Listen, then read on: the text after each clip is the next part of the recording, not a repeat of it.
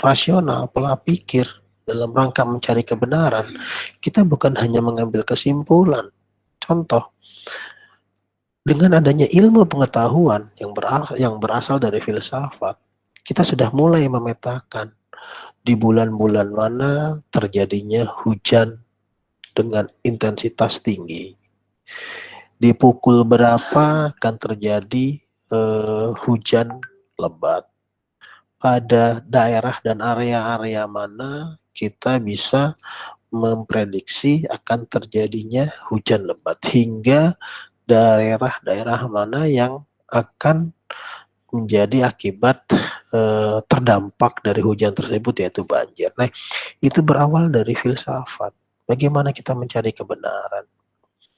Yang tadinya ketika kita melihat hujan adalah sebuah sesuatu yang jatuh dari langit dan dijadikan momentum untuk beribadah, kemudian mulai diteliti dengan rasional untuk mencari kebenaran bahwa hujan itu berasal dari mana sih?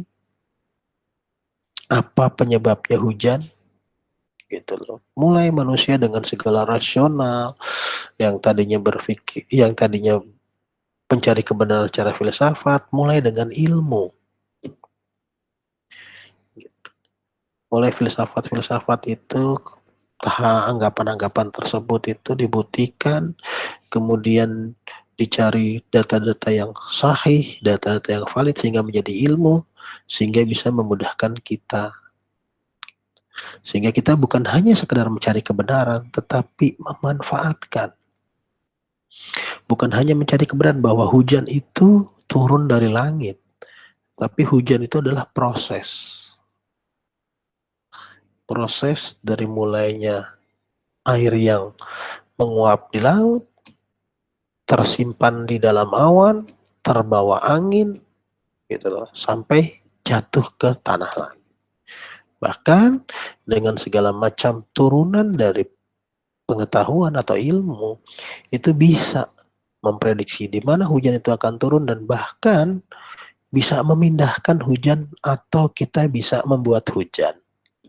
Jadi perkembangan bagaimana perubahan dari upaya manusia mencari kebenaran yang sifatnya dasar, hanya sekedar mencari kebenaran hujan ini berasal dari mana, terus berkembang. Jadi ketika bicara kebenaran itu tidak ada yang berhenti. Kebenaran itu akan berakhir manakala nanti kiamat. Kiamat pun belum tentu benar. Kapan kita tidak tahu. Maka sepanjang kita belum pada sampai titik akhir sebuah kehidupan, tidak ada yang hakiki kebenaran. Masih berpotensi untuk dikoreksi, bahasa saya bukan apa. Gitu. Kita belum tahu. Sehingga dari pergerakan manusia mencari penyebab terjadinya hujan sampai detik ini manusia bisa menciptakan hujan. Manusia bisa menggeserkan hujan. Itu akan berproses. Gitu. Sehingga jadi dalam proses-proses itu ditemukannya hukum-hukum alam dan teori-teori ilmiah. Muncullah ilmu-ilmu, nah ini masuk tuh astronomi, kosmologi, fisika, biologi. Gitu. Zaman dulu mungkin ketika orang hamil atau ingin memiliki anak, ya kita nggak bisa prediksi anak ini laki atau perempuan. Sekarang di usia kandungan 4 bulan sudah bisa terlihat. Itu upaya apa? Upaya manusia mencari kebenaran. Upaya manusia untuk mencari tahu apa saja yang terjadi di dalam kehidupan manusia. Maka ke depan tidak menutup kemungkinan kita bisa mendapatkan ilmu atau metode ketika sudah menikah, memiliki program anak, dia bisa memprogramkan apakah dia ingin memiliki anak laki-laki atau perempuan. Suatu saat bisa terungkap, suatu saat akan ada ilmu karena manusia terus berupaya mencari kebenaran. Gitu. Nah, Dari hal-hal tersebut menyatakan bahwa filsafat merupakan induk dari segala ilmu. Ilmu yang paling tertua adalah ilmu filsafat. Bagaimana kita bisa mengomentari, bagaimana kita bisa menarik kesimpulan dari segala macam fenomena yang terjadi.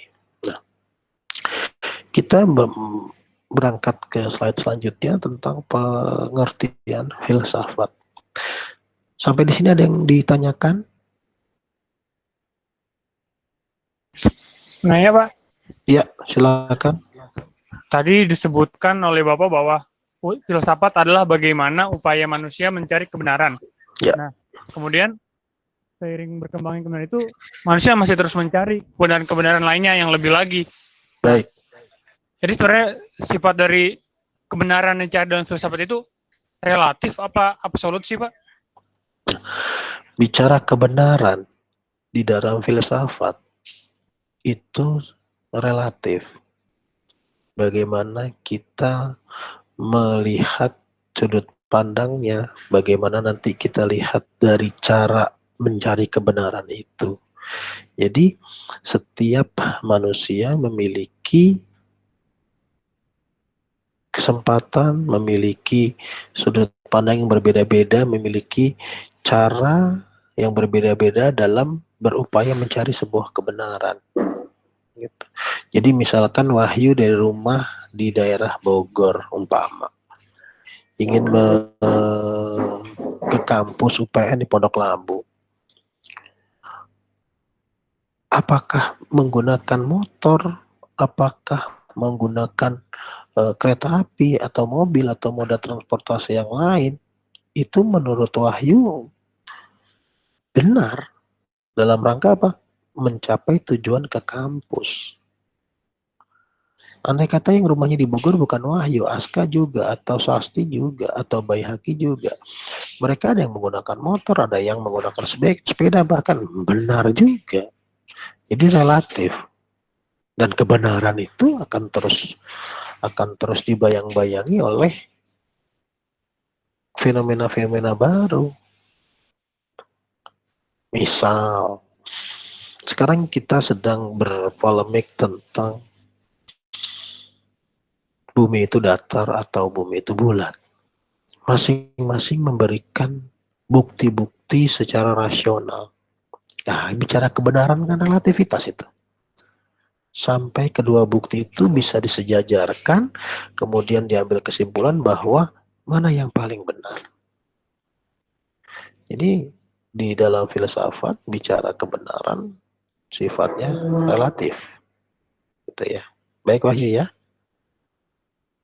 Baik Bapak, terima Baik. kasih Bapak. Yang lain? Iya, sama-sama kita berdiskusi ya, gitu. Mungkin kalau ada pandangan yang lain, ayo kita sama-sama berdiskusi. Baik, saya lanjutkan. Kemudian yang berikutnya kita bicara pengertian.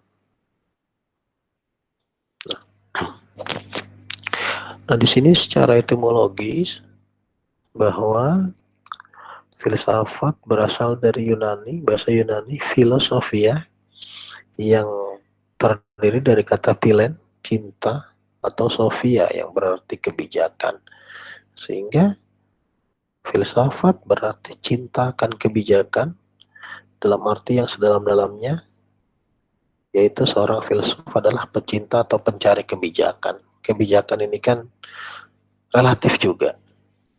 Dikatakan adil ketika apakah kita punya saudara, Anda anak pertama, adik Anda yang nomor 2 itu SMP, dan adik Anda yang nomor 3 SD.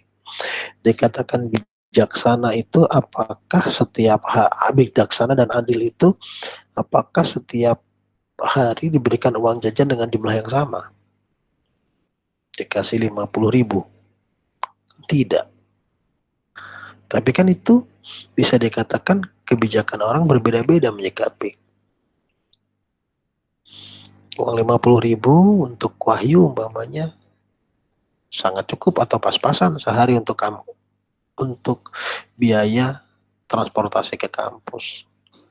Kemudian untuk adiknya yang di SMA yang sekolahnya cuma satu komplek, uang 50.000 ya luar biasa, sangat berharga. Apalagi adiknya yang masih TK dikasih sehari 50.000 sangat luar biasa.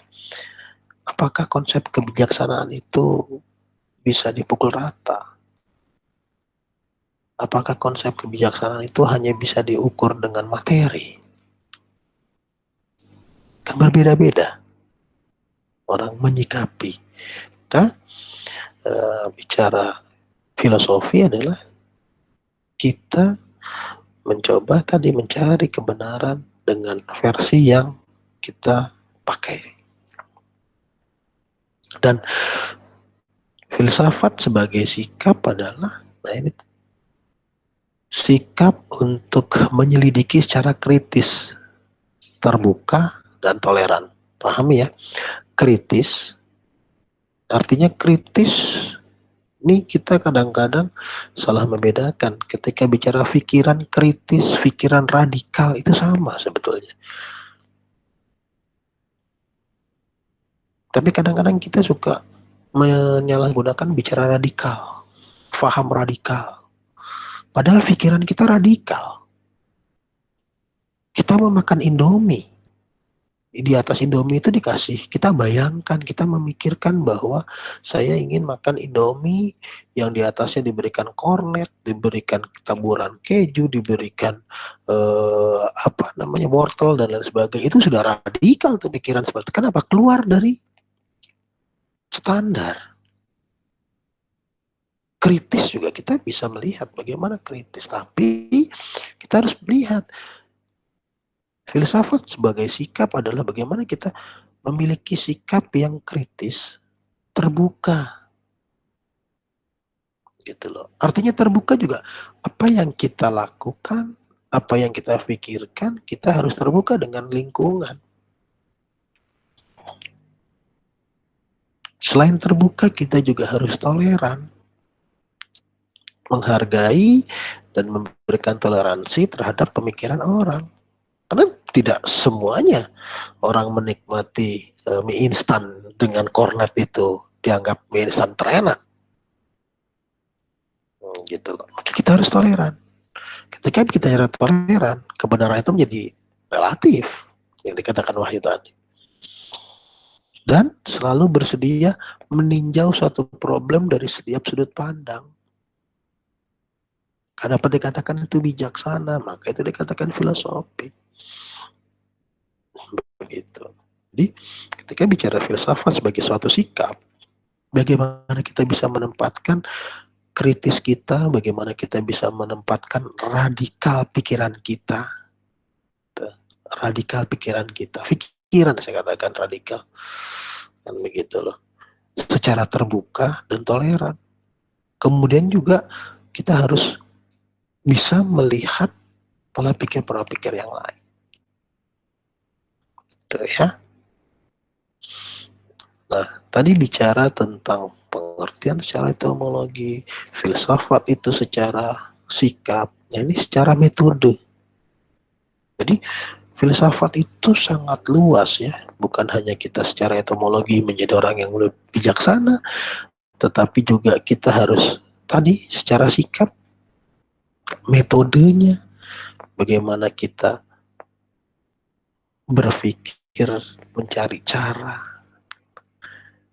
Misalnya kita mau mengungkapkan sesuatu, ya cara mengungkapkannya harus disesuaikan gitu dengan prinsip-prinsip reflektif, penyelidikan harus dengan data dan fakta gitu, menggunakan alasan yang sesuai, pikir secara hati-hati dan teliti. Jadi bukan sekedar kita bicara, oh saya menggunakan pola pikir saya